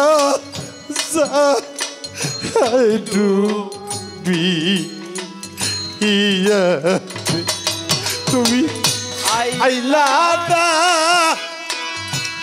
আরে প্রাণকা নাইয়া দে খিতে তারে রে। ওরে তুমি আইলা না, হরে প্রাণকা নাইয়া দেখিতে এ দূর দিনে রে। ওরে তুমি আইলা না, আরে প্রাণকা নাইয়া দেখিতে এ দূর দিনে কোথায় রইলা রে আসিফ বাবা এই ইদাতে, কোথায় রইলা রে রশিদ বাবা এই ইদাতে। ওরে তুমি দেখা না কথা কৌনার দয়াল ভাগী ইনির সহনে রে। ওরে তুমি দেখা না কথা কৌনার দয়াল ভাগী ইনির সহনে রে। কোথায় রহিলা রে দয়াল এই দানে, কোথায় রহিলা রে দয়াল এই দানে। যেই দিন হইতে ও তোমায় রে হারা দরদিরে সমান আমার পাচা মরা রে। যেই দিন হইতে তোমায় রে হারা ওরে দয়াল সমান আমার বাসা মরা রে। যেই দিন হইতে তোমায় রে হারা ওরে বাজেন সমান আমার পাচা মরার। আমি চলে পুরে কইলাম সারা তোমার কি রীতি ইরা গুডে রে ওরে আমি জ্বলে পুরে হইলাম সারা তোমার পিড়িতে এরা গুনে রে ওরে আমি জ্বলে পুরে হইলাম সারা তোমার পিড়িতে এরা গুডে রে কোথায় রইলা রে আসিফ বাবা এই ইদাতে কোথায় রইলা রে রশিদ বাবা এই ইদাতে ওরে তুমি দেখা দাও না কথা কহুনার দয়াল ভাগি শহরে ওরে তুমি দেখা দাও না কথা কহুনার দয়াল ভাগি শহরে রে কোথায় রহিলা রে দয়ালামা নিদানে কোথায় রহিলা রে দয়ালামা নিদানে কি করিব কোথায় রে যাব ওরে দয়া কোথায় যাইয়া তোমায় পাবো রে কি করিব কোথায় রে যাব ওরে দয়াল কোথায় যায়া তোমায় পাবো রে কি করিব কোথায় রে ওরে বাজান কোথায় যাইয়া তোমায় পাবো ওরে তোমার আবুলে রে লইয়া যাইও বাজান পড়িলে তু ভাদে রে ওরে তোমার আবুলে লয়া যাইও দয়াল পড়িলে তু ভালে রে আসিফ বাবা আবুলে লইয়া যাইও বাজান পড়িলে তু আরে রে কোথায় রইলা রে দয়াল আমার এই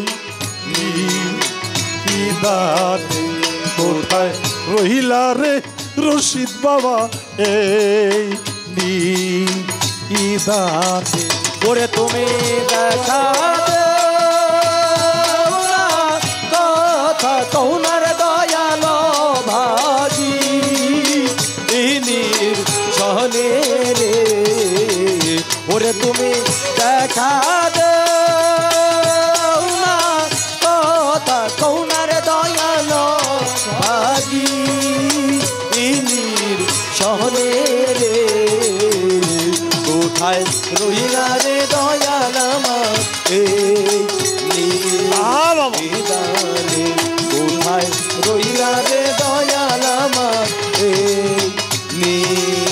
নিদানে যেই দিন হইতে তোমায় রে হারা খোরশেদ চান সমান আমার বাচা মরা রে যেই দিন হতে তোমায় রে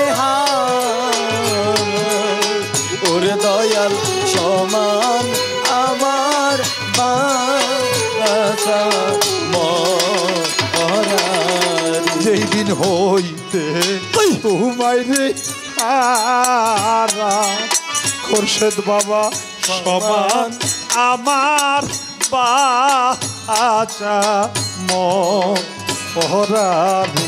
ওরে যাবি জলে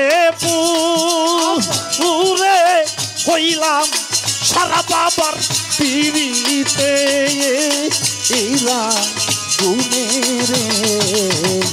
ওরে আমি জলে পুরে হইলাম সারা তোমার পিড়িতে এরা গুনে রে। আমি জলে পুরে হইলাম সারা বাজার পিড়িতে এরা গুনে রে। কোথায় হইলা রে দয়াল আমার এই নিদানে, কোথায় হইলা রে দয়াল আমার এই নিদানে। ওরে তুমি দেখা দাও না কথা কও না দয়াল অভা ইনি শোনে রে। ওরে তুমি দেখা দাও না কথা কও না হাসিব বাবায় আজি শোনে রে। কোথায় রহিলা রে রশিদ বাবা এই নিদানে, কোথায় রহিলা রে হাসিব বাবা এই নিদানে। কোথায় রহিলা রে হাসিব বাবা এই নিদানে। কোথায় রহিলা রে রশিদ বাবা এই নিদানে।